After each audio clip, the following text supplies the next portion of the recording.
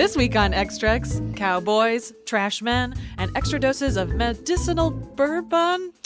That's a loose rhyme, Robert. It's the Trial of Approval episode.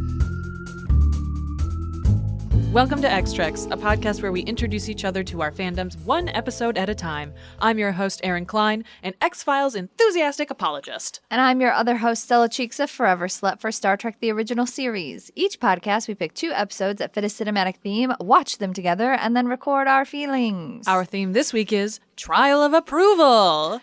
Bobby may or may not take this out, but I just want to say if this episode sounds a little echoey or whatever, it's because it's so fucking hot in Chicago and I refuse to turn my air off. So everybody, just be cool with us. Chill about us being chill. Yeah. Super chill. Be chill. Anyways, this week we're in the Old West, sort of, because when I think of Captain Kirk, you know what I think about? He should visit the OK Corral. To be honest, I can't really remember why I picked this episode for this theme. Well, technically, I picked all the themes. So, there are way more obvious themes. But I think it's because I didn't have a good idea of what the X-Files were. Knowing now, I could have picked Western. But, that feels like shoehorning it, being like, I hope there's an X-Files Western. You know what I mean? Now I know, obviously, there's got to be at least one. So I guess I picked it because I was thinking that Chekhov needed to prove himself. Spoiler, he doesn't. Or maybe, they have to survive the trial of the shootout. I guess ultimately it's because the aliens accept them when they don't do a murder. I don't know. The episode is fine. My one complaint is the crew needed to be wearing cowboy hats. In addition, the strap gun and the cowboy hat and the regular uniforms. uniform. Okay, I agree. Gun, cowboy hat. Yep, I agree. You know what? I totally agree with you. I would take a neckerchief on Bones. Yeah. You know what? Okay. I accept it. That's fine with me. And this is the X-Files episode where a man made of trash kills off gentrifiers and people who don't care about the homeless properly. It's season 10's episode Home. And it's okay if you don't remember this one, but I do kind of like it. Also, this is the one where Scully's mom dies. Are you ready for digging in there, Mr. Spock? Hard segue. Yes. Lieutenant Uhura, advise Dr. McCoy, Engineer Scott, to meet me in the transporter room. Mr. Spock, Mr. Chekhov, let's go find out what it is they're afraid of. And now for a quick-ish episode summary that wasn't proofread. The Enterprise is being followed by a strange probe. Spock can't decide whether it wants to communicate with them or destroy them. Spoiler, it's communicate. And it wants them to get the fuck out of town. Conundrum, because their whole mission is to make contact with the Melkoshians? Nailed it. So naturally, instead of listening to the natives of a planet that doesn't want them to be there, they decided to visit the planet anyways. Classic Starfleet. Kirk, Spock, Bones, Chekhov, and Scotty beam down to the planet. Who's in charge of the ship? One would presume Sulu, but he's not there, so Uhura, who knows? On the surface, they are greeted by a giant fog cloud and an alien who is pissed as hell that they brought their disease to their planet. So naturally, they must die. But in a fun, kitschy way. How about the OK Corral? Their phasers are replaced with 6-shooters, and everyone in town thinks that they are the infamous Clanton family. And where there are Clantons, there are Earps. Knowing that this particular gunfight was fatal to the Clantons, the crew tries to escape their death trap. They try and negotiate with the Earps, but nothing works because they see Clantons, not the crew. And then they can't even walk out of town because they are trapped via telepathy magic or whatever. Guess it's time to create a rudimentary tranquilizing grenade to keep the Earps out. Classic. Will totally work. Except Chekhov gets shot macking on his barmaid girlfriend, Sylvia. But wait, Morgan Earp doesn't shoot him dead. In the real world, Billy Claiborne survives, suggesting that the day's events could be changed in other ways. Back to the grenade plan. But wait, the gas doesn't work. And Scotty really went ham inhaling that gas when they tested it. Which is crazy because Spock and Bones made it and they don't make mistakes. At the shootout, some quick thinking on Spock's part confirms that the laws of reality do not apply on this strange world. He persuades the others that as long as they are truly convinced that they cannot be harmed, they will survive. Kirk has Spock mind-melded with the whole team, gay, to imbue them with absolute conviction. And lo and behold, when the Earps and Holiday open fire, the bullets pass harmlessly right through them. Kirk beats Wyatt in the old-fashioned way with his fists, well, I guess with a kick, and disarms him. but throws his own weapon away rather than avenge Chekhov's death. Rude. The crew then find themselves back on the Enterprise bridge, including Chekhov, who survived. Convenient. The Melkoshians make contact, inquire about Kirk's refusal to kill, and are impressed. So they finally welcome the Enterprise to approach their planet. Philosophy about humans and violence or something. The end. What did you think about this episode? Think that I liked it. I don't know. I didn't dislike it for sure. I liked seeing... it's an episode. Yeah, exactly. At the beginning, I said, like, this feels really familiar, and it's because it was really familiar. Oh, yeah, and then... they had no money for this episode, so they, like, reused a bunch of shots, and part of the reason why the set was all, like, weird half sets and stuff is because it was way cheaper to do it that way. It looks awesome. But it was a great choice. It's one of those, like Bobby said when we were watching it, that constraints sometimes lead to better art, and it definitely... gave it this surrealist otherworld vibe of like there's the sheriff's front half. Yeah, and they all treated it seriously, which is part of what I like too. Everyone, even the crew, was like fully immersed in it, even though they were like, we could literally walk around this wall, we can see that it's not real. Like, I liked that everybody fully immersed in it. Yeah, I know there's nothing bad about this episode. Yeah, I didn't feel at any point like it was going to turn to the American KKK again. Like, that was kind of nice. Just regular old classic Western nonsense where they're like, us white people pioneered the frontier, and everybody's like, but there are no people that are not white in this one, so we don't get any blatant racism. Yeah, the racism of exclusion, but that's really it.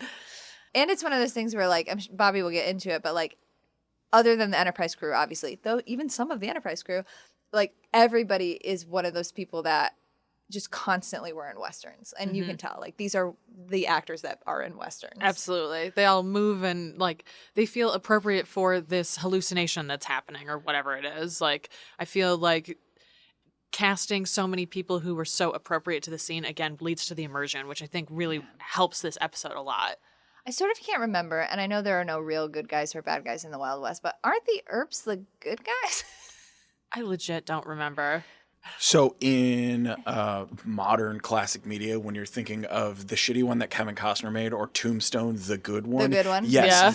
The gay one. It's so good, though. So good. You were right. The Earps are presented as the good guys. Doc Holliday is Yeah. a good guy or whatever. So this kind of pushes back against that in an interesting way before all of those were ever made. Yeah, and who knows, true, because, like, that's obviously a media retelling. I know that's, like, this is an actual historical event that happened that's been glamorized, Hollywoodified, and all of that stuff. But it's just funny because in my head I'm like, wait, aren't the Earps the good ones?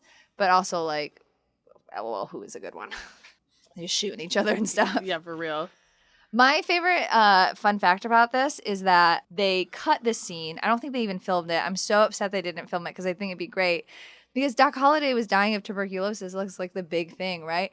And apparently there was a whole scene where like Bones was like, I could cure it if you want. But they're like, get out of here, Clanton. And he's like, I don't know, guess die of TB then. But I think that would have been a really fun scene. I agree. I like Bones back then too.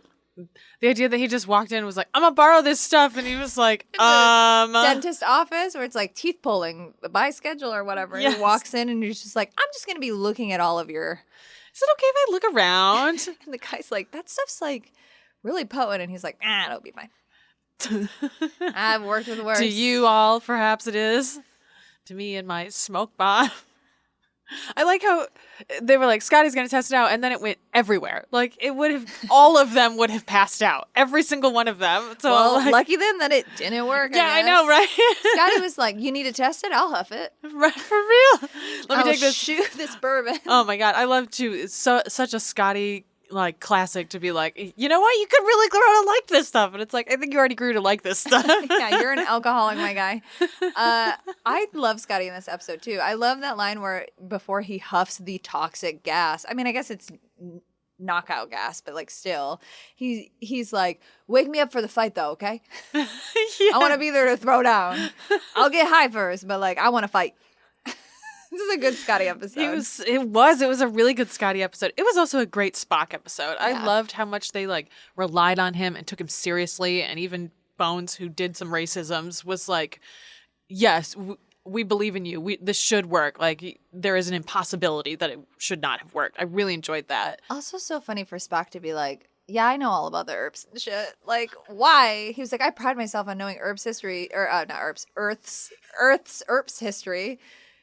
But why, my guy? I wrote down, I pride myself on knowing your American history is the same as I memorized your thesis from the X-Files. It's because he loves him. That's why. Yeah, I mean, Kirk is like very kind of, he's not like classic Kirk cunty at the beginning, but he's very like kind of over it. He's just like, ugh, another day in the office. Like, that's the vibe he's giving. And he makes a bad choice. And then they go down there and they get stuck. But at the end, when Spock is like explaining his discovery or whatever, Kirk has just this like little smile on his I know, face. he's Like, so pleased. he got it. We're going to survive. Yes, I loved it. I loved it. I wrote that down too. I loved like, everyone's like listening really intently, and he's just like, my boyfriend figured it out. He got it. He got it. I knew we were going to live. I loved that. I thought that all that was good. I loved the scene where they like got at Spock, like, you don't feel anything about this. How can you not give a shit? Like, you're obviously, Bones does some racism there. But I like that he said they forget that I'm half human. Like, I really like that he acknowledged it and was clearly also expressing like, I'm actually feeling very sad about this. Yeah, and for like third season too, like what a character growth. Even though again, Star Trek TOS is technically episodic and blah blah blah blah, but like what a good character arc. I think this episode was filmed first and was supposed to be first, but then they put it 6th of season 3, which is wild that they open with Spock's brain. Oh, whatever. Yeah, this would be a good season opener. It would be a great season opener. Yeah, I feel like if this was in a different place, maybe if I was watching it chronologically and it was the beginning of the season, I think I maybe would have liked it more. Yeah. Yeah, I really, it's weird. I enjoyed it. It's like parts of a whole, right? I feel like I enjoyed so many parts of it, and as a whole, I'm like, okay, it was kind of a fine episode. Yeah. There are like good parts of it for sure. I got my rare pair, Spock and Scotty. I was Did. very excited right before about he that. huffed all the gas. Yep, exactly. My perfect relationship. This is a fun fact.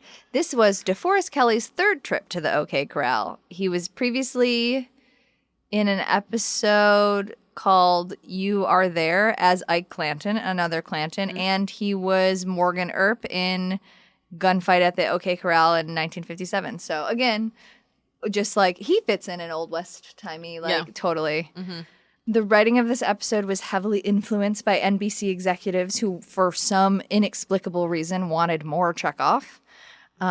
So that's why Chekhov was making out and dying and stuff in this one. God. Walter Koenig says this is his favorite episode. Of course, because they just got to furiously make out. I actually thought that was very funny because it's probably true to the time, actually, that you could just like fucking make out with somebody at the table because she's a saloon Everybody's girl. just like watching and being like, hey, We're playing poker. Can you just like for 5 seconds? Can you stop? This mostly has good-ish reviews, like B+. Some say top 10, which I think is wild. That's but then crazy. there's other people who are like the best of the worst, which I think is funny. I think De Candido, who we've talked about a lot, he says it's bad for historical inaccuracies, but good for Star Trek philosophy, which I think is fair. Like being like, these people thought you were disease and you were bringing your human violence, and only through you not A, being clever enough to survive their trap, but B, not killing when you had the chance. It was like, oh, maybe we can be friends. Mm-hmm. Maybe. I wrote this fun fact down because I felt like you would like it particularly. For the 3rd season, the velour tunics from the first 2 seasons have been replaced with polyester ones, which are better fitting but lack the luster of the original velour. And it was easy. They did it because they were easier to wash. I was literally just going to say, I'm certain they changed it so they could wash them. Yeah, cheaper to You wash. can throw that shit into an industrial washing machine. You can't do that with velour. Yeah, and they had to like get dry cleaned, and all the other ones would get like ruined all the time, so they had to constantly replace them. And according to union rules, like the costumes had to be cleaned before each use or after each use. Yep. And they were like, we can't be having these expensive ass costumes anymore. It's season 3. We have no money. You have to use these dingy ass colors. We get it. Color, Technicolor. We're not doing this anymore. Yeah, for real. Which I thought you would find interesting. I did find that very interesting. Thank you. Oh no, I skipped forward in my notes way too far. Truly. I think the last one that's interesting is at the beginning when the Melkoshians. Probe, I don't know why that word just doesn't work in my brain. When the probe is like talking to them and they're like, I hear it in English, I hear it in Vulcan, I hear it in Russia. And then Uhura says, I hear it in Swahili. That's like the first confirmed, like, that is where Uhura is from. That's like, you know, that's her native language and stuff. So like she doesn't get a lot of true character backstory in the original series. Like it's all either through books or movies or fanon. So this was like one of those like actual hardcore, this is canon what her background is, which is great because we only see her for a second, but like that's an important thing that we learn about her. Yeah. That's it. Big shrug. That's the end. Do you have other stuff to say about it? No, like I said, I enjoyed The pieces lighting. of it. The lighting was really good. The lighting is good. Again, like in this episode. the like cinematography part of this episode is very good. I just think they made a lot of really good choices. Yeah, I think we've seen this director before. Bobby will talk to us about it. Yeah, between the surrealism of the like set and the lighting and like they really worked within their constraints really well. I agree. Again, my one complaint: costume department, wear those hats. Yeah. You give them little guns, you don't give them a hat.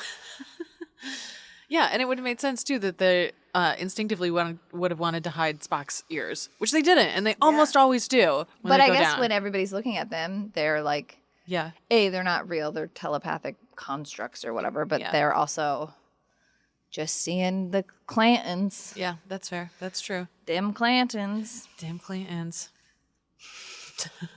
All right, synopsis showdown. Sure. All right. Bullets can't kill you if you mind meld with your Vulcan boyfriend. The entire goddamn chain of command goes to the Old West where they refuse to die. Yeah.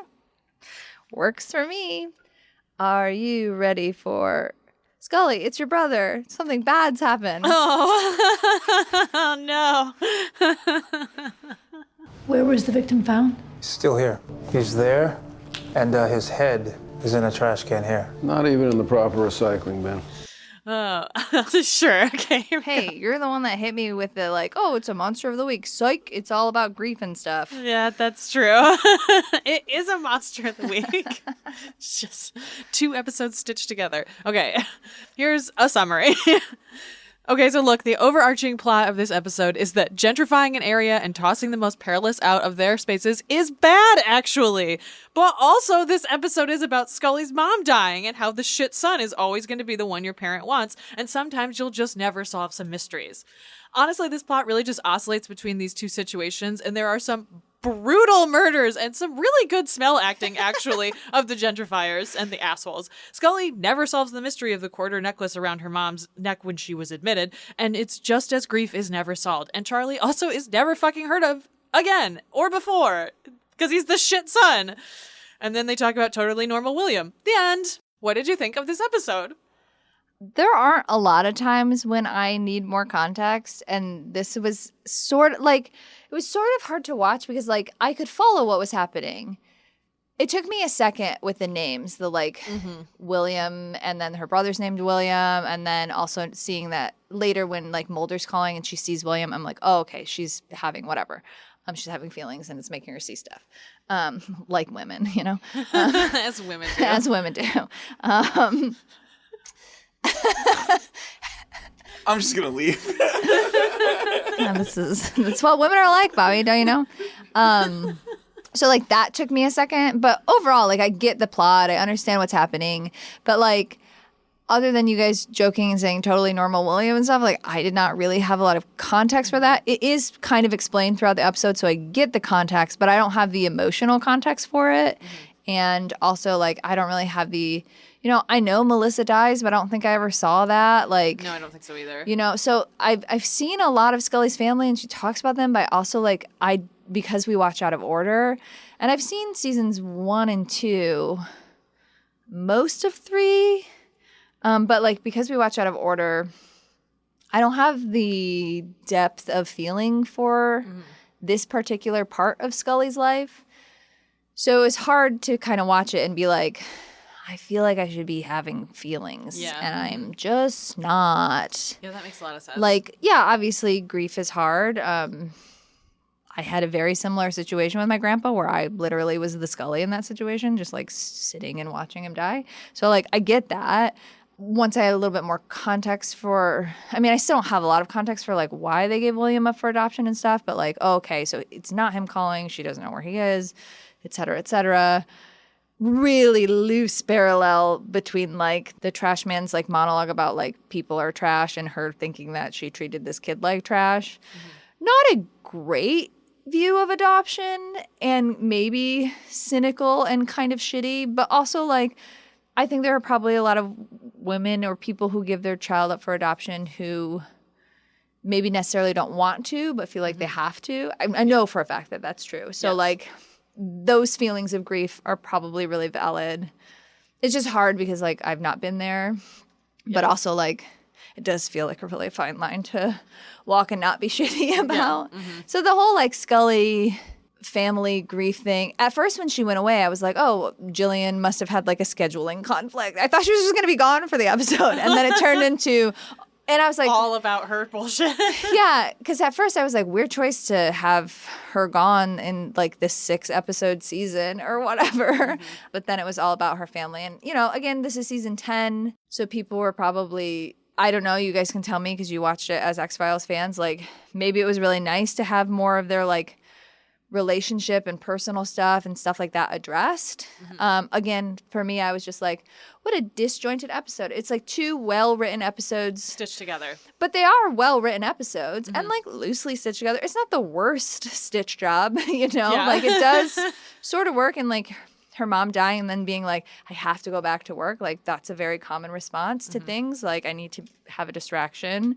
Yeah. And then the Monster of the Week part was pretty good. Obviously, they, you know, this was not that long ago, but they used some outdated terms. But, like, other than that, I feel like they really treated the storyline of the gentrification and the unhomed population and what, like, who speaks for the unhomed and that the trash man's monologue was, like, great.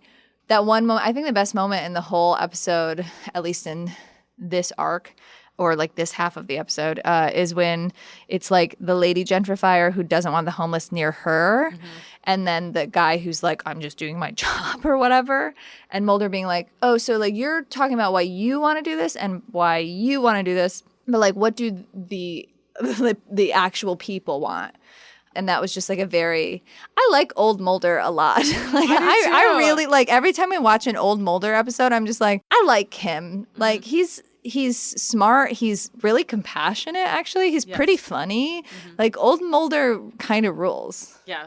Old Mulder It's like is chill, but still, like, intense. Yeah, I was just going to say he's chilled back, but because it's Mulder, he's still at like a 27, and so it's just dialed back a Which little is bit. funnier. Like, instead, he doesn't have urgency to him, right? He's still very smart. He still wants to solve the mysteries, but it's like, it doesn't feel like if I don't solve this mystery, the world will end. It mostly feels like, honestly, it feels like he believes in himself and Scully so much, like, oh, we're gonna solve it. Like, it's fine. We can go a roundabout way. And he's very just, he's not flippant. It's just, yeah, there's like a lack of urgency because he's just like, we're actually really good at this. Yeah. And I love, too, that Scully just very casually is like, in all the things we've seen, did we ever run into someone who wished someone back? And, like, I love that moment between them because he's, like, immediately is like, and the little flashback scene that they cut in of, like, Mulder at her bedside. Yeah. You know, that was nice. Yeah, I think that they used the flashbacks in this effectively, even though, like, it probably was a little overwhelming. Yeah.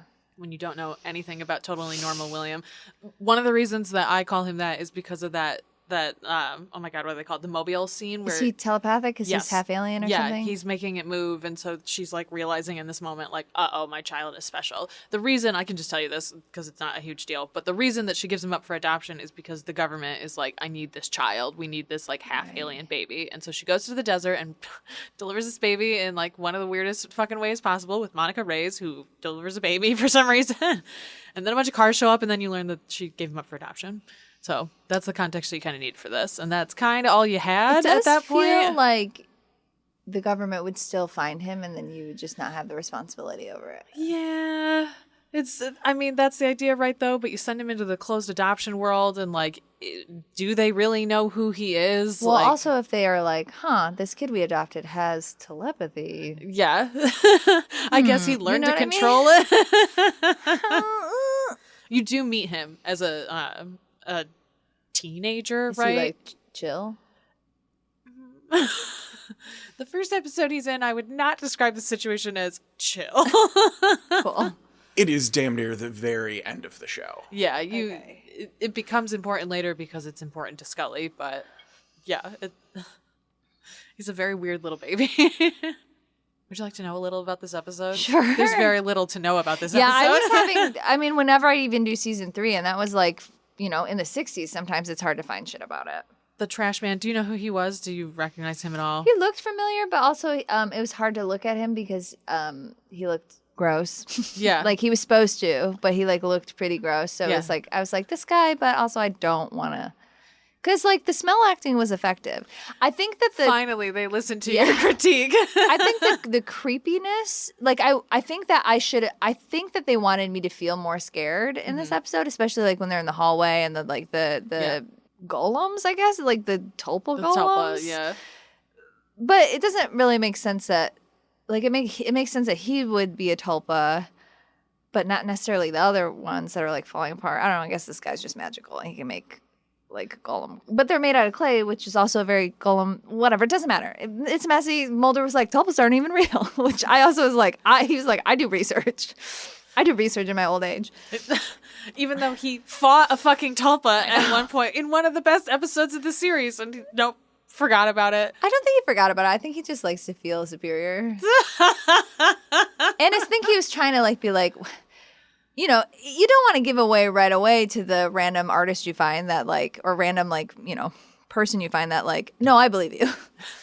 You want to get more information. So you say like, no, that's not real. Keep talking so I know more information. That feels like a tactic. That's also old Mulder actually doing his job. Old Mulder is probably closer to who they first hired, who was the profiler who was brilliant and could do fucking whatever. And then the middle years, they were like, ooh, what happened there? It's a one-track mind. And also, being influenced by all of these creepy old men in the shadows. Yes. Man, I feel like I was saying something and then I got off on tulpa tangent. Smell acting. Wanted you to be more scared. Oh yeah, so like when the golems or whatever are like bumping into him in the hallway, or like the home invasion scene, or even like the brutality of the murders. But I was just like, I'm not. I think it's because I think I wasn't. I don't think I would have been scared anyways, but I don't think the creepiness factor, every time it got creepy, they would be like, and here's a hospital scene. So it like kind of undercut itself a little bit in terms of tone. But I do think the smell acting was really good. Like them like smelling him before he was there, and then like the like bile. Yeah. Mm-hmm. Or whatever. I liked the tech guy who was like, I'm sure he's just a random guy there, but I thought he did a good job. I agree. I love too that they're on the other sides of the glass, and then when you go back, Mulder's like, I want to go inside. Yeah, exactly. He's like, I don't care. I'm going in there. I mean, that guy was not wearing a mask or anything, so he probably was like, it's safe in here. You can come in if you want. That's true. That's true. Or it's an environment where you have to like wash off beforehand and afterhand. Yeah. Yes. Facts. Bobby will talk more about who that man was, but he's the lead singer of Rancid. So there you go. He was an cast. apt name. It was yes, true.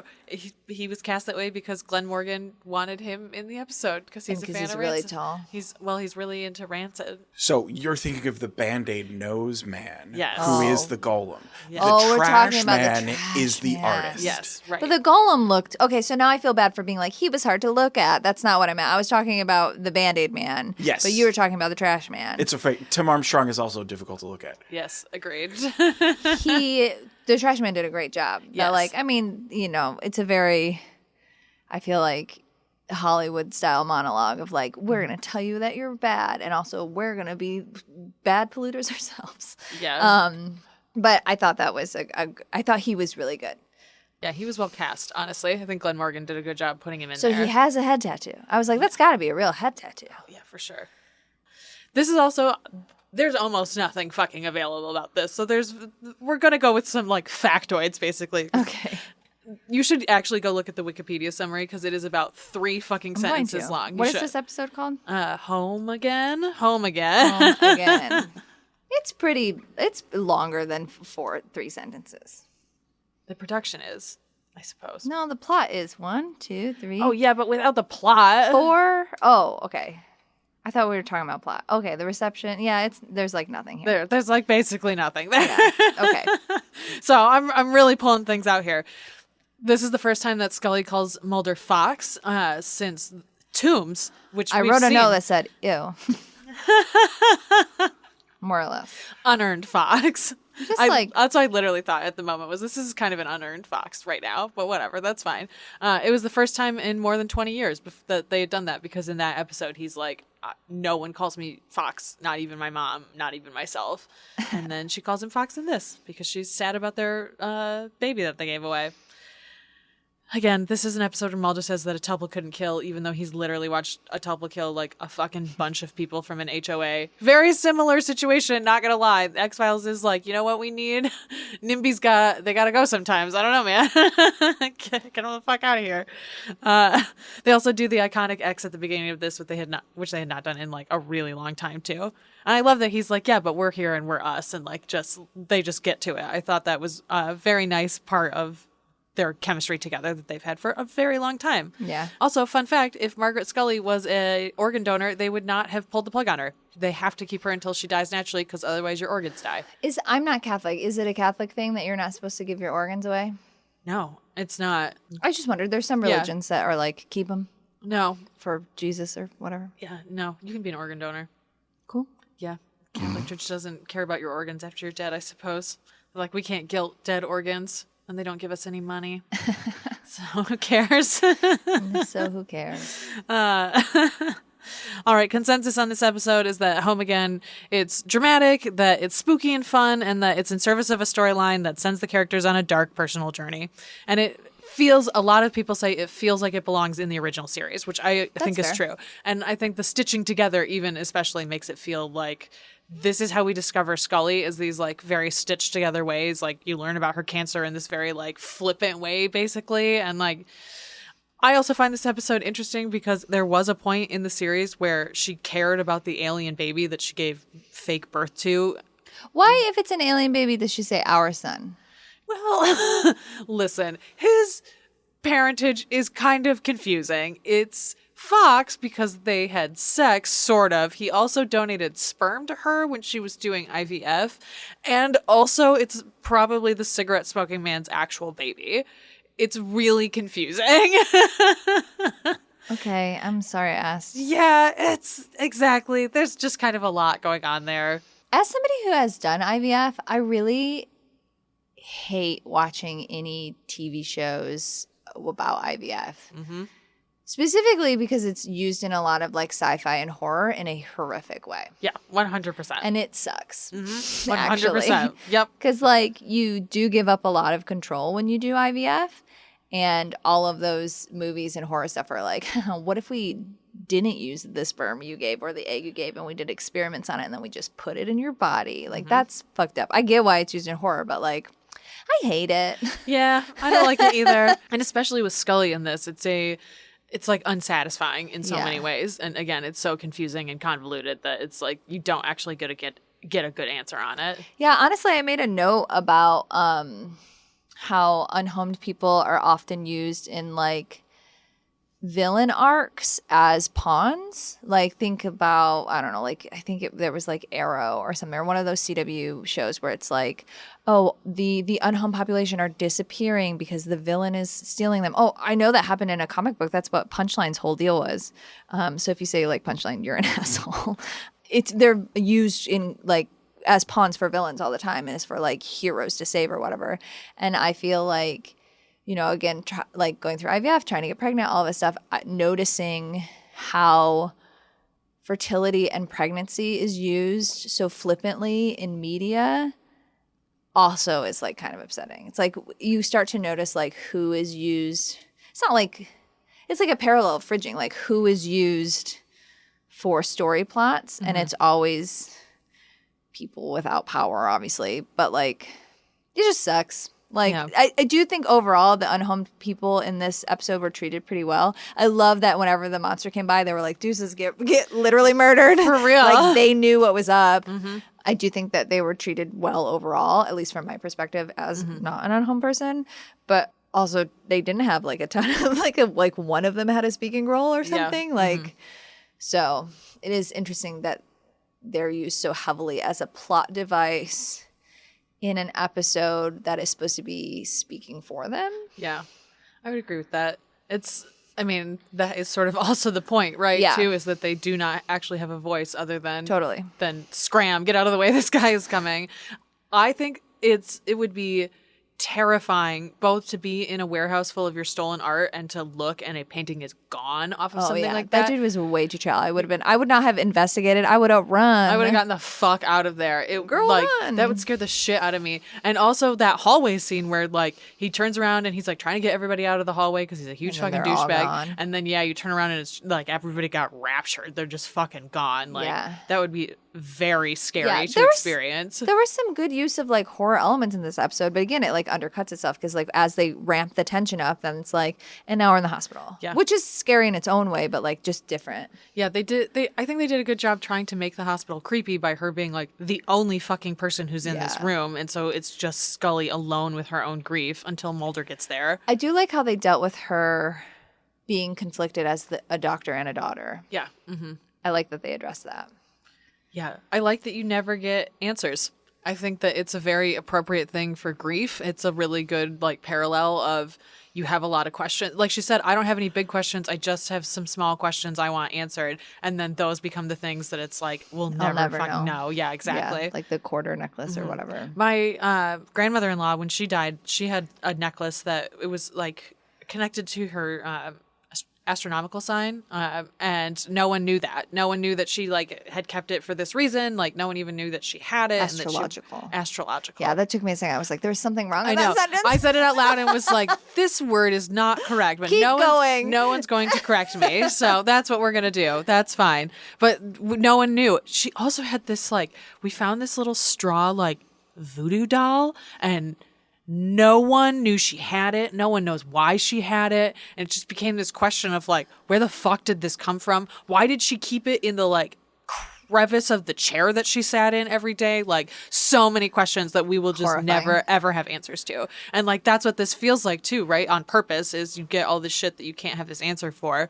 And like, I don't know, personally, I feel like it makes total sense that she wants to talk to Charlie. Like they're estranged. It's yeah, her they one kind of explain it in the episode. I think yeah, it makes sense. I think they do a good job of explaining that because it like, yeah, it totally makes sense that she would want that. One of her children's already dead. Like, of course she wants to connect with the one that she hasn't. Never and, sees. Like, yeah, exactly. So I enjoyed that part. Did you like look up any of the significance of like the quarter or anything? I did not know. I did. I have a fun fact for you. Ooh, okay, I'm ready.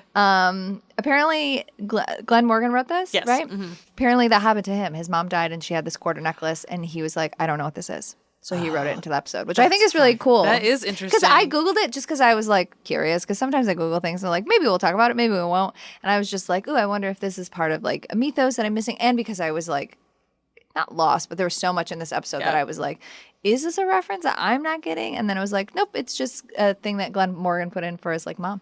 Interesting. No, I didn't know that. That's cool. I got facts too. Ooh, I love a fact. I have no other facts about this, so that could be the Great. last fact. Synopsis showdown. All right. Some NIMDs gotta die. Don't treat people like they're disposable or else. That's a good one. Yeah. All right. Are you ready for Deep's Throats mission logs? Yeah. Let's go. Captain, I don't understand. Neither do I. He's in perfect health. Spectre of a Gun, written by Lee Cronin, who is Secret Gene L. Kuhn, who we've talked about previously A million times. a million times. The worst kept secret. And then directed by Vincent McEveny, which is our completely unbalanced director, because 6 episodes of Trek, and it's Balance of Terror, Great. Dagger of the Mind, Okay. Myriad Patterns of Force Bad. Omega Glory in this. Well, bad, good in its own way. Bad And then this one. Yeah, really all over the place. Wild fucking swings for Vincent in also, this series. though, too, you direct what you get. Like, you know. Oh, yeah. You don't get true. to pick your scripts. You get assigned them for sure. Yeah. And then this first aired 25th of October, 1968, only one day before the 87th anniversary of the actual gunfight at the OK Corral. Wow. So, like, that was cool of them, and maybe why they switched its order. That would make sense. When they viewed the episode. Do you really think so, though? I don't know, but either they did it purposefully or it's like a cool coincidence. Either way. Either way is cool. And then the story pitch had the original title of Execution 1872. But it's not even 1872. I don't know. But that date is wrong. It's just 1881. That's just what it said. It's kind of dumb. Didn't it also have like a title like The Last Gunfight? It was The Last Gunfight was like the revision storyline. Right. Yeah. Because that's what the Blish story is. Because Yes. he wrote it based on just the regular script. But I really liked the title Spectre of a Gun. TOS titles are sometimes like whatever, but I think going with Spock's speech in this of like the bullets aren't real, they're just ghosts of bullets. I liked Spectre of a Gun as a title a lot. I've never understood the title until this moment when you said it.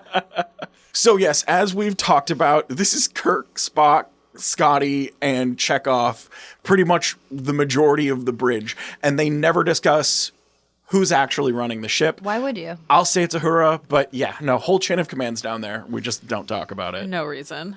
I just assume it's Sulu because, like, he wants to be a captain someday. So, like, sometimes they do give him the con. And, like, in the movies, they do give him the con. Even if he wasn't on the bridge in the beginning of the episode. Yeah. We'll just call in Sulu. Sure. We get Slickback James Doohan in this. He hated that haircut. Yeah. He fought against it, and so by the time we get to the Tholian web, it's gone. Yeah. Good.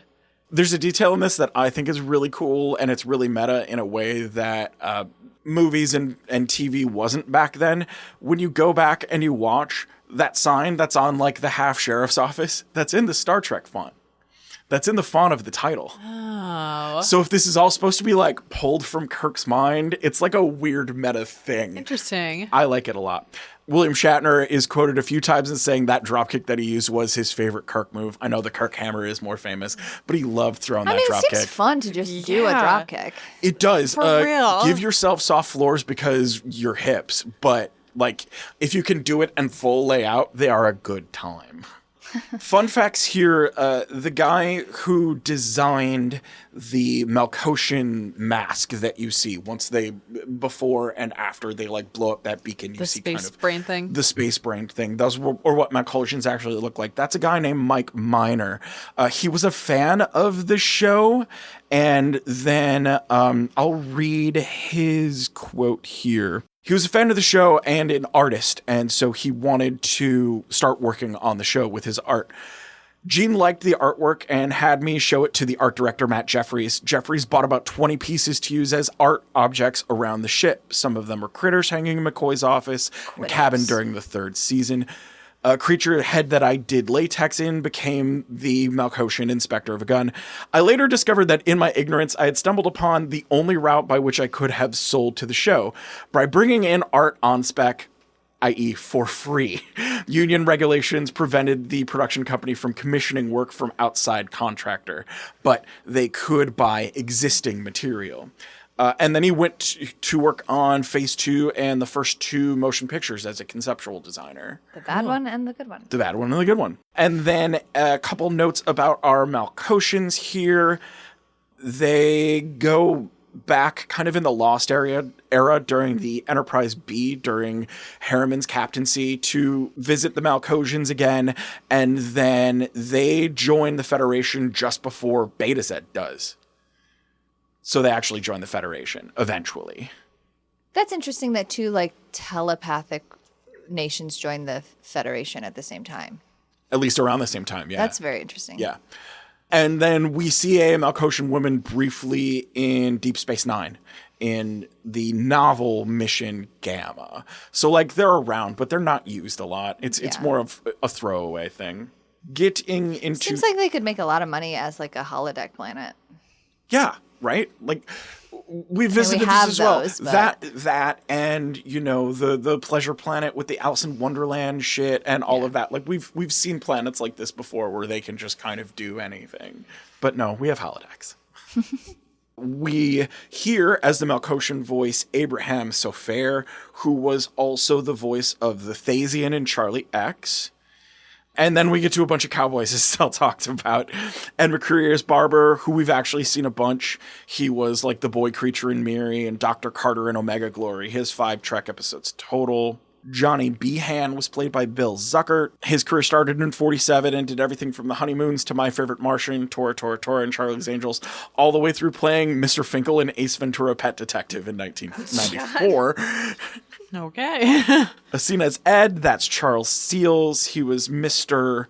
Crinky on the original Dennis the Menace, and then small roles in a bunch of westerns, including several John Wayne flicks. The Doc Holliday here is Sam Gilman, who did several guest appearances in Gunsmoke, Legend of Wyatt Earp, Untouchables, was a close friend of Marlon Brando. Also, he's in his like 50s here, and Doc Holliday was in his like 20s, 30s. Yeah, for Do you real. want to know a fun fact about why I watch Tombstone? Yes. That's going to annoy Bobby. I mean, it won't annoy me. Go ahead. It's because of Supernatural.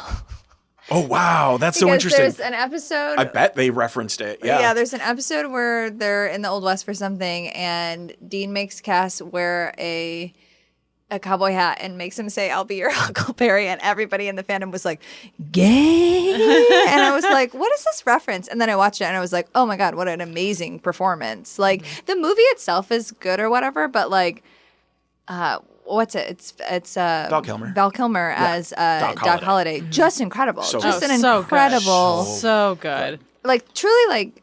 When the movie ended, I was like, but I want more from Val Kilmer as this character. He's so good in this. But that's why I saw Tombstone. That's really funny. Because of Supernatural. I'll be your Huckleberry, Dean. Oh my God. I'll be your Huckleberry is like the more famous quote in the Yeah. movie. But also at some point, Tombstone is one of Kim and Mine's comfort movies. Yeah. Also at some point, Kurt Russell as Wyatt Earp yells out when someone's about to draw on him, "You skin that smoke wagon and see where it leads." And Kim and I quote that all the fucking time. Remember when movies were like short and good? Short and Yes. good. They did not tarry about.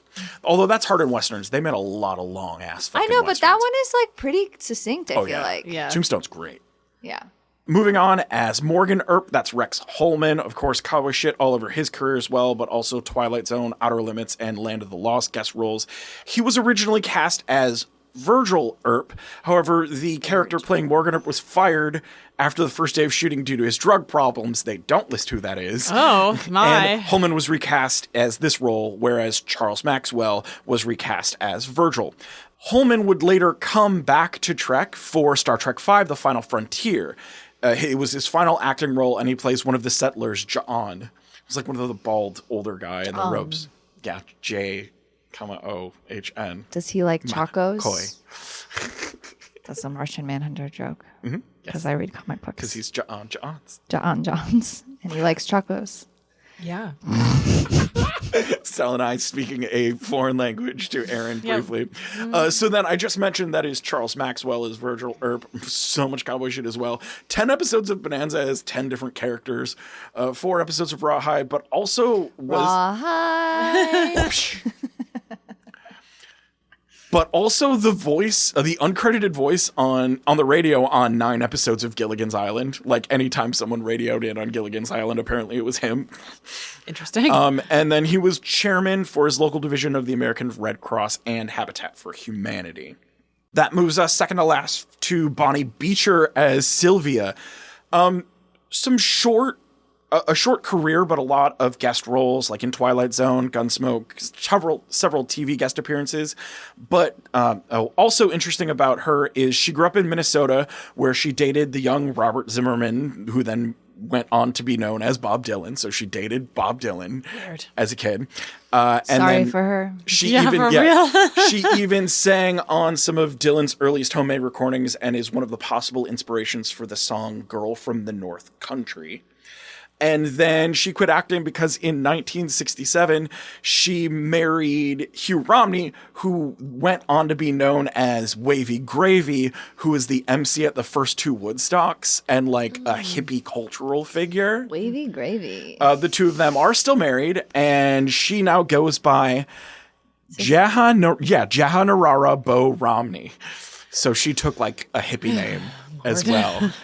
They've ran like a summer camp in Mendocino County in California since like 1983. So she quit acting altogether like soon after this to become a hippie. Whatever, man. She made out with Chekhov and was like, well, that's the peak of my acting experience. And then last credited here, we have Ron Sobel as our Wyatt Earp. He is a 2002 winner of the Golden Boot, which we've discussed earlier on the show as given to prominent actors in the Western genre. That was actually the year of his passing, so they gave it to him for that. Captain Finch in True Grit, Santini and Papillon, Charlie Bowdra in Chisholm, Cowboys, but like in real prominent movies, not just in small TV shows like your Bonanzas and your Gunsmokes. Chicago born, a Golden Glove boxing champ, Army vet, University of Michigan grad with career work as gangsters, cowboys, and soldiers. So he had a good career. Moving on to Home. Again. Original air date February 8, 2016. Written and directed by Glenn Morgan. I think it shows because he can write a monster of the week and also has a deep reverence for these two characters and their relationship. It makes sense that he would bring this episode when the series returned. And then, according to him from interviews, Home, Never Again, and Home Again are part of like a loose trilogy about Scully and her personal evolution in her life and her longings. The three of them are Scully-centered in a lot of ways. The three plots are unrelated, but their titles follow a pattern, of course. Home, Never Again, Home Again. Also, Glenn explained that the inspiration for the Band-Aid Nose Man was a man that he and his wife met once that scared them. So he just like, that stuck in his head. I like when writers write what scares them. So that's really interesting as well. During this episode, while Scully's Gillian Anderson's filming all this heavy stuff, one of her kids was really sick and in London. So she was like actually super emotional and deep into it. Also, there was a time where she was having a rough time finding the emotional pitch for one of the scenes where she's away and trying to solve the scene. And according to Glenn Morgan, the crew was quiet and great, and everyone was like giving her space to figure it out. He asked what he could do to help Gillian Anderson.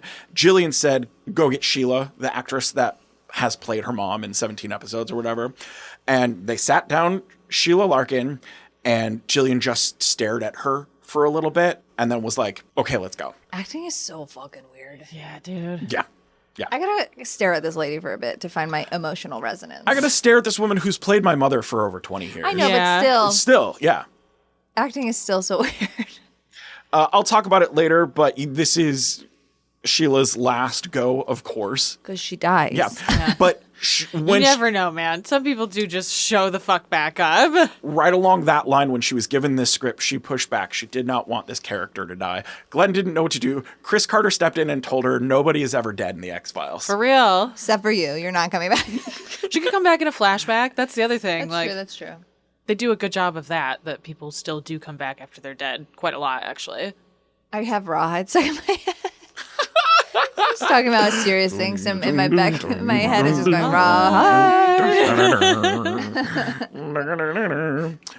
And then last fun fact I have about this, which is kind of in the weeds, but back to our sports conversations. Mulder has an offhand comment that the killer must be tall, i.e. about Tim Duncan height. We can eliminate the 76ers. Those guys can't find the rim. The evening this aired, the 76ers lost in overtime to the Clippers 98-92 to go 8-45 for the season. Oh my. Wow, 8-45. Wow. Basketball's a long fucking season, too. No, that wasn't what I was surprised about. I was surprised about the record. Oh, yeah. That's a bad record. It's bad. It's very bad.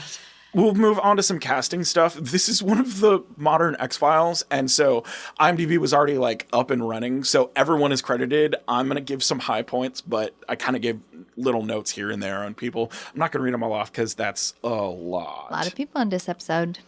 One of the creatures that we see run out of the hallway right before we meet the trash man is credited as Chatterman. That is Keith Arbuthnot, who we've seen previously in all of these later episodes as Mr. fucking Chuckle Teeth and the alien from the Lost Art of the Forehead Sweat. He's been their guy under the suit for the new seasons. That feels like a Hellraiser Yeah. name. Yeah. The Chatterman. Isn't there one named like Chatter? The Chatterer? Something like that. We see as a nurse Jen Carr as Nurse Tally. She was most recently Tice's mother on 2 episodes of Yellow Jackets, and also played a principal in a Supernatural episode. I don't know if you want to look these up. There's a few of them. Oh, you're already looking at. There was one named. Yeah, there's one named the Chatterer. I was thinking of Butterball though. Yeah, we're always kind of thinking. We're of always Butterball. kind of thinking, and the female. The female. Yeah, I want to look it up. You know I do. So that is season 10, episode 5, fan fiction. Oh, I know that episode. She plays Principal Salazar in that. I got that one. Don't worry about it. That's funny. We see as a doctor, Dr. Louise Colquitt. That's an actress named Veena Sood, who's big in Canadian television. She did a 31-episode run of a show called Children Ruin Everything. Several Leo nominations under her belt in the Canadian television universe, but also she played Mrs. Saunders in the X-Files episode Shadows all the way back in 1993. What?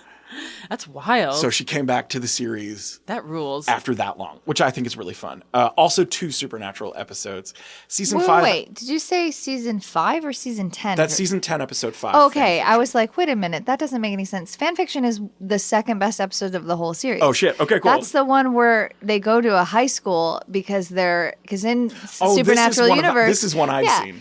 In Supernatural Universe, there are books about the boys. So if there are books about the boys, there are fan fiction about the boys. So in Supernatural Universe, fan fiction about them is canon, and they go to a high school. Is that the one where they're doing the musical about it? I've seen that one. You made me watch that one. This is the fanfic episode where it's actually a love letter because there's a season. Reference, yeah. There's a season. My brain heard season 5, and I was like, season 5. I know fan fiction, but I was like, that seems weird because the first like meta fan episode is season 6. Blah blah blah. Anyways, this is the one with Marie, who is my favorite character in all of Supernatural. She's just she's got to be the director and the star and really, the writer. Really holding it down. I really understand. Really resonated with you. So Veena, this actress, was in 2 Supernaturals. She was in a season 5 episode. Season 5, episode 7, The Curious Case of Dean Winchester. Oh man, I haven't watched Supernatural in a long time. I feel like I'm click-clacking. There's a lot of fucking Supernatural, dude. Yeah, dude. Curious Case of Dean Winchester. Oh, this is the one where he gets old. This is like the aging. So it's supposed to be Benjamin Button. Gotcha. And he gets old. And the guy that plays old Dean Winchester is pretty great. And he like tries to eat a cheeseburger, gets indigestion, and he can't go up the stairs or fight. Like it's pretty good. It's a pretty good episode. So she plays Dr. Aldrich in that, so probably one of the doctors. Yeah. And then season 11, episode 12, Don't You Forget About Me. She plays Principal Ramirez. I don't remember any of the names of these things. Supernatural. Well, this one's got Jodie in it. What happens? It's a Jodie and Claire episode, I guess. Oh, it's a Claire episode where Claire thinks people are monsters, but they're not, and she's having a lot of grief because Castiel is living in her dead dad's flesh suit. Gross. Like you do. Ew. I think this is one of the episodes where they were trying to spin, because they tried to do 2 spin-offs. One was like this like Chicago monsters mob family thing, which sucked, and then one would have been amazing. It would have been Wayward Sisters, which was about all of the like female like hunters. And I think this was one of the ones where they were trying to set up like Claire and stuff, which would have been fucking great. As the voice of Charles Scully, in voice only, that's Andrew Morgado. He has a bunch of ADR mixing, Foley mixing, and also video game voice casting credits, including the sassy Rulk from Destiny 2, Venom in Marvel vs. Capcom, and The Thing in Marvel Rivals, which was a recent addition. Well, Erin knows a lot about Venom now. Oh, that's true. Sort of. I know a little bit about Venom. As Joseph Cutler in this, that's Alessandro Giuliani. Most recently, Cutler was the first guy that was murdered, right? I believe so. His face yeah. was really familiar. So most recently, voice credits in 24 episodes of Lego Dreams, but also credits in both live action and voice acting, including Altered Carbon, Super Dinosaur Fringe, SG-1, and he's Lieutenant Gaeta in BSG. Yes. Oh, okay. I was like staring at him and I was like, I know this guy. Same thing. I was like, I fucking know this man. Yeah, that's Gaeta from BSG. That's funny. And then he was in a Supernatural. Got it. Season 15, episode 17, Unity. Man, that makes me feel like I should watch Battlestar Galactica again. I can't believe I didn't recognize him. Gaeta, the big thing about him is like he commands the Galactica for like 23 minutes at some point. And mean, he's this is also one a of the huge last piece episodes. of shit. Yeah. This is one of the last episodes. This is just they're preparing for the end. Essentially, they have to complete a ritual, Jack, to He beat plays Chuck. Adam. I don't know if it's a dude named Adam or like biblical. I don't know, actually. I don't think they. Oh no, it is biblical Adam. They meet biblical Adam and Eve. Yep, Well, he plays biblical Adam. That's him. What a good choice. Yeah, an excellent choice. As our two douchebags, first that's Peggy Jo Jacobs as Nancy Huff. She voiced the alien vixen in the 1996 Rednet Rampage shooter video game. She's also done other stuff, but she did that too. So I just wanted to say that. She was in a Voyager episode and a lot of other things, but like I played that game as a child, so I wanted to say that. And No, then wait, they don't meet Eve. He has a different wife because Adam is a fuckboy. that makes so much sense for Because that Eve actor. gets killed. Eve gets killed in season 6 because she's the mother of monsters. Yes, sadly, that sucks. He wears a scarf and is like a hippie, and it like a it's a great send up of like Adam would suck. Yeah. Yes, does and would, absolutely. Yeah. And then as our other douchebag, that is Daryl Shuttleworth as Daryl Landry. Great names. Earl on the Fargo series, Detective Blanchard on Intruders, and also just does a lot of Hallmark Christmas movies. Nice. Hell yeah. Is he the bad guy in all of them? I don't know, but he's got like kind the of like that CEO big, that's like, Yeah. you gotta come back to work, and she's like, no, I'm at a Christmas tree farm. Or he's whatever. got that big capitalist shitty guy face. Yes. So I think he works really well in that atmosphere. He was also one of the actors who like did a Millennium episode first and then came back to the X-Files because they came back. And then he's also in Supernatural episodes. Season 1, Whoa. episode 14, Phantom Traveler. He plays Chuck Lambert. Phantom Traveler. Oh, God. I'm mad that I can't remember. Oh, this is the airplane episode. Dean is part of the reason they drive everywhere is Dean is afraid to fly. And after this episode, he's even more afraid to fly. And then season 5, episode 5, Fallen Idols. He is Sheriff Carnegie. Let's look. That's a pretty general name. I don't think you'd be able to like pull that one. Fallen Carnegie. Idols. Yeah. Oh, my God. Fallen Idols rips. This is the one with Paris Hilton in it. What? It's a fun. She's great in this episode. They go to a wax museum. Is it a reference to House of Wax? No, The horror movie that Paris Hilton. maybe. Okay. But it's like they go to a wax museum and they have to fight like.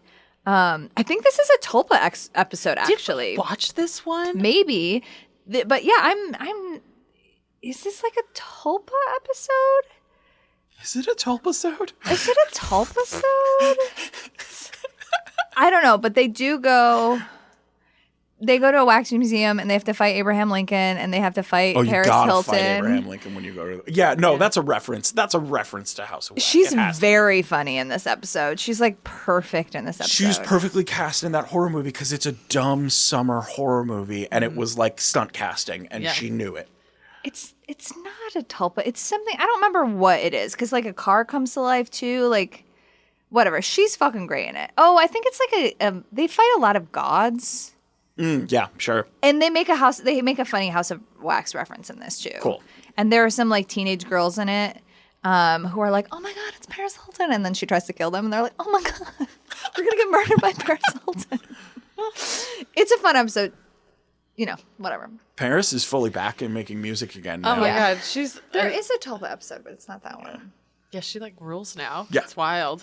It's the awareness. It's Yeah. it's the awareness that no one gave her credit for that she always That she had. always had. Yeah. Like, yeah. She like, was always playing a character. They both were. yeah. we don't stand rich people, but also like she's pretty clever. Like I'm not going to stand her, but I'm going to give her credit. Yeah. I've watched some of her baking videos, and I'm like, man, you are extremely competent at this. Yeah. And she's like funny. Yeah. So of course that's Sheila Larkin as Margaret Scully, 17 episodes as the character. Damn. We've talked about her before because we've seen this character before. But yeah, a long legacy of the show at a time where recasting guest actors that's the same actors was actually like hard and not done that consistently. Yeah. Is Charlie ever shown? No, he is. Oh, that's right. There is an episode. In Yeah. Beyond the Sea, actually. Oh, yeah, I saw that When one. they're at the send-off. When she says Ahab, she's talking about her dad, right? Yes, Oh, correct. yeah. Yeah. Yep. I figured because of his, hard on for Moby Dick or whatever. Yes, exactly. Poor Queequeg. As the R.I.P. Band-Aid... What? R.I.p. Queequeg. Yeah, Does he R.I.P. get like Queequeg. eaten or something? Yeah. You'll see. We'll No, get there. we have seen Did that. we watch that? Yeah, Oh, we yeah. did. We What did. episode is that? We at least watched the episode where she gets Queequeg. Yeah. Yeah. I don't know if we watched the episode where No, because Queequeg dies. I'm pretty sure that's the stranded one, the one where she sings in the woods to him, right? Because that's I don't want to say what actually gets. We've been doing done. this podcast for a long time now. I know for Don't real. know how to like spell years Queequeg. ago. I wouldn't expect you to. It's cues where you think, Oh, it's in season 3. She does not have that dog for very long. no. she does They did not. not want to pay to have a dog on set. It says he gets eaten by an alligator. Yes, he does. Yes, he does. That's fucking sad. That's fucking sad. Yeah, we'll get there. We are We going to watch won't. that episode. Oh, we are? Yeah. Okay. Mhm. We only have a handful of episodes. I know. As our fantastic monster, that is John DeSantis. No other DeSantis. That is John DeSantis. John DeSantis. As the Band-Aid nose man. Of course, a huge great. guy, so he has a lot of huge Right. guy stunt and acting credits. Shaq on the Spooky Alien Falling Sky series, Ragnar in the 13th Warrior, the Bald Man in the Series of Unfortunate Events series, the Juggernaut in the heavily underrated 13 Ghosts, and then played Lurch on 65 episodes of the new Addams Family. It's like a lot of big guy roles Yeah. and big guy stunts. He's done a lot of work because it's a huge motherfucker. What is his name? John DeSantis. J-H or John. DeSantis. Because I feel like there was something that I recognized him in, but I never saw. Oh, he plays the golem in Supernatural. That's I was gonna talk about it next, but yeah. As he was walking around, I was like, God, he looks familiar. God, he Same looks crew, familiar. same but crew. it's the It's- episode that I thought it was showing you, but it wasn't showing you. But he plays the golem in Supernatural. Oh, okay. He's very good in it. But he almost looks like. Do you remember that the League of Extraordinary Gentlemen Yeah. movie? Yeah. The way that they kind of buff him up in that episode, he kind of looks like the Hyde character, but not CGI'd. Right. Yeah. I don't know. He was really good in that episode, and he's good in this one. Yeah. He's good at being a big, scary guy. I've actually seen, like, looking through his stuff, I've seen him in a lot, and he's a great big guy. Because he's got kind of that, like, soft, caring face aspect to it, but he's fucking huge. Yes. And then, as the trash man, that's Tim Armstrong from Op Ivy and Rancid and the Transplants. Here's where I would usually kind of, like, give someone a bunch of credit and some shine. Yeah, but he was an abuser, right? Tim's made some shitty decisions in his life, and while it's like whatever degrees of separating art from artist you want, I won't run to the radio and turn off a Rancid song if it comes on, but I'm not gonna compliment the guy. Yeah. Cool. Fair. That's I fair. didn't know that who he was when I was watching this episode. I said he did a good job, but he. That's a long rant that I don't have to do. 3 hours later. Alan Moore is so good and also so weird and problematic. Yeah. Anyways, So is Tim Armstrong from Rancid. Anyways, bye-bye. segue that's not a segue and you have to cut around. Anyway. And this douchebag in Cutler are You guys moving married? No? to him? No. Douchebag. okay. Yeah, him. Now it's time for our overall thoughts. All right. I gotta go back to the script. How did these episodes tie to the theme? How do you so my justification is that they had to prove themselves that they weren't like violent humans so that the Mellicosians would like accept them and then Starfleet, et cetera, et cetera. What's your Oh, my justification is they had a trial of approval and they fucking lost. Like Who? Oh, they like gentrifiers? Yes, Cool. exactly. Mhm. That makes sense. Yep. And they lost. And they lost. How well do these episodes tie together? Somebody dies in each of, but not really. Yeah, in one they definitely do. I was surprised how much viscera they allowed in this episode for like a network X-Files TV. one? Yeah, when he rips that dude's head and spine out, like they just straight up show his spine. Yeah, but we're all desensitized now. Again, you haven't watched it, and I talk about it all the time, but like the fact that they showed Hannibal on TV is crazy. I know. It's crazy. They put somebody's face onto like a museum skeleton. They just show that. Yeah, that's all I've ever heard about It's a Hannibal. Is saber-tooth it's tiger. gay as fuck, and that they can't believe that it was on TV. Correct. Yeah. Well, there you go. Gay AF. Haven't been Hannibal-ed yet. That's a different podcast.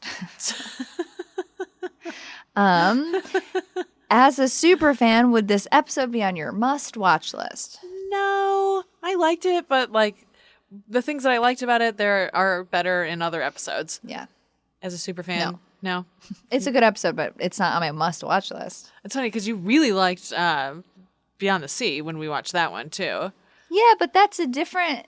That was just that stitching of the monster of the week or the like whatever, the X-File and Scully's personal bullshit. Way better stitching because they're intertwined. Yeah, that's They're true. literally intertwined. Yeah, that's fair. And what's his name? It was so good in it.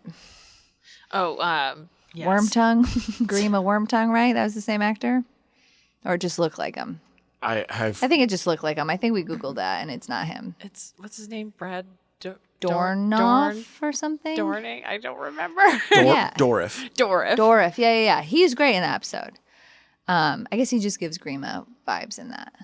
Whatever, it doesn't matter. I don't remember who it is. Green Mile vibes. He totally does. No, give not that. Green Mile, Grima Wormtongue vibes. Oh no, I think he gives Green Mile vibes. I don't know what that reference means. You know what Green Mile is? No, I'm not out here watching war movies. It's not a war movie. I thought it was a war movie. No, it's a very good Stephen King story that was adapted to a very good. It's a prison movie. Yeah, Yeah, I it's really definitely good. am conflating that with Saving Private Ryan in my head. I've never Oh seen my god, that. great! I have never I seen think that. they came out very similarly in my head. I was a child and like these are the same movie. Yeah, he's in prison, so Green Mile. Both of our references ring true. Yes, exactly. Absolutely. Anyways, that stitching is a lot.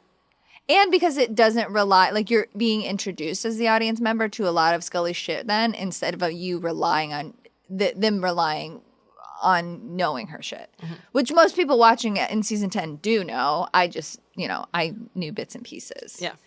I don't know if Beyond the Sea would be, because I think your must-watch list and what you would rank the best episodes are different lists. Yeah, that's fair. So I think Beyond the Sea would be on one of my best episode list, but I don't know if it would be on my must-watch list Yeah, that's fair. because I'm probably going to pick the silly ones. My must-watch list is just full of silly nonsense. Yeah, that's fair. Because I would say Beyond the Sea is a must-watch because it's so important to Scully's character. Well, yeah, I guess how you define, like, is it Stella's personal must-watch list or Right. is it Stella's recommendation of what you must watch if you want to get to know the X-Files? Yeah. Those are different lists. We have not interrogated this question enough. and No, it's I'm- near the end of the season. I'm using it as one that you would recommend as like, here's how you get Okay, the... then Beyond the Sea would be on it, but this one wouldn't be, especially Yeah. because it relies so heavily on knowledge. Yes. that it would be. It. I know a lot, and I was still like, it was struggling. Yeah, that's fair. Is there a series-defining moment? I mean, probably like all of like Mulder being like the moment that you liked when he was like, "Yeah, I prayed for you to come back" or whatever, right? Like it's, usually we pick like a funny moment, but like that one, or if we want a funny one where the Philadelphia cop is like, "I hear you guys do spooky stuff," and he like Mulder makes a face like, sorta. At this point, he doesn't care that he's being called spooky. Yeah. He's been through so much that he's like, yeah, I'm kind of spooky. Yeah, I'm a little spooky. I've accepted the spooky moniker. Is there a series defining moment in this episode for you? The mind meld. I feel like it's important that we've seen like that because we've seen it before, obviously. Yeah. But I feel like And Kirk immediately is like, "Oh, this is how we do it." Yeah, absolutely. I feel like everybody immediately is like, this is exactly how we solve this problem, and so I feel like that really hit home for series defining. And there's no pushback from Bones. Exactly. There's no push. Even like, all "Get of up the in there, racist boy." shit that he just said about Vulcans or whatever, there is no pushback from Bones about this idea at all, which I think is really Because at important. this point, too, all of his racism is like a joke. It's just sort like of. he's like, this is just how I talk to him now, and I don't know how to talk to him anymore. But like, I'm pretty much over all of this stuff. Yeah, absolutely. That's how it at least reads to me.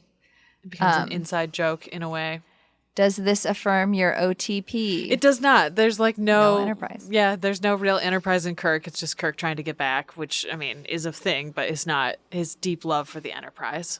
Yeah, I guess if the OTP is Mulder and Scully, then yes, this is very affirming of that. Yeah. It's been many episodes since we've seen Mitch, so I'd just like to point that out. Yeah, I know. I haven't looked at the list. I'd just like to point that out. Well, there's a reason that we're going to do Mitch later, all right? Is this episode a fuck, fine, or a flap? Like a fine plus? Yeah. I don't know. I feel weird rating this one. Because, Really? Yeah, again, because like I don't think I have the emotional resonance that you're supposed to have That's fair. for this. But you've also seen a lot of X-Files at this point, too. Maybe same. Maybe like fine plus. I was going to say, could you rate the two individual episodes that I have was been gonna say the stitched same together thing. individually? Well, yeah. I mean, I guess it depends on what you like from the X-Files. Like if you like Monster of the Week, I think it's a pretty compelling Monster of the Week. And I think it makes narrative sense. Obviously, I care about that a lot. So like that's probably fuck to me again is like it's going to be on my must-watch list or something. So like, yeah. Or it's something like fuck you minus really enjoyed, yeah. Fine plus, Yeah. which seems like a cop-out. We haven't done a plus or a minus in a really long time, all right? This feels like the perfect This has been a episode for it. flop-heavy season, so. All right, that's it. That's the episode. All right, you can find us on the internet. Follow us at NYD Productions on Instagram and interact with the show using the hashtag XTrexPod. You can find me at NYD Urgency on Instagram. You can find me on Blue Sky, Tumblr, and Instagram at Stella Cheeks. You can find me on Steam at Fisurabato. Happy summer sale, everyone. RIP our wallets. And you could also find me giving game recommendations, video game recommendations, watch recommendations, along with Stella and Erin's reading recommendations and what we've been doing with our lives in our new monthly newsletter at nytproductions.beehive.com. That's nytproductions.beehiiv.com for updates on all of that and more. Is it really new? We should probably take new out. It's not like new anymore.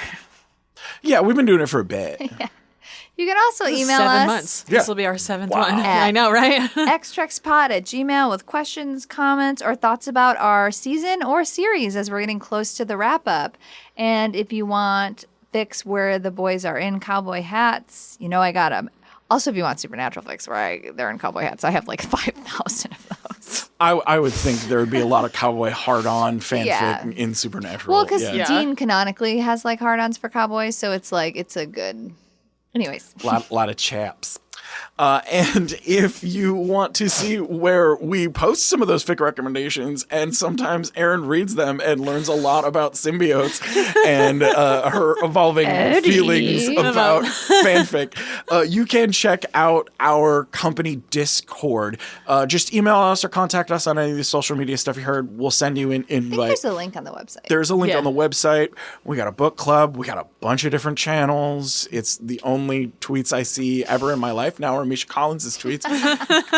So there's that there. And if you want more behind the scenes stuff like our script notes, our outtakes, extra podcasts like unofficial channels, then you can go to our Patreon at patreon.com/NYD Productions, where you can get access to all of that and more, and also just support this insanity as we wrap up this project. For all of that and more for at least $1. And don't forget to subscribe wherever you listen to podcasts and to tell your friends. We find this nerdy shit is better when it's shared. We'll see you next episode for Scooby-Doo Villain. In the meantime, Believe boldly. Seek truth. ship proudly. X-Trex is created and written by Stella Cheeks, Erin Cline, and Bobby Hoffman, and produced by Bobby Hoffman for NYD Productions. Our show theme is Alien Spy by Ionix, and our show art was made by Jonathan Curtis.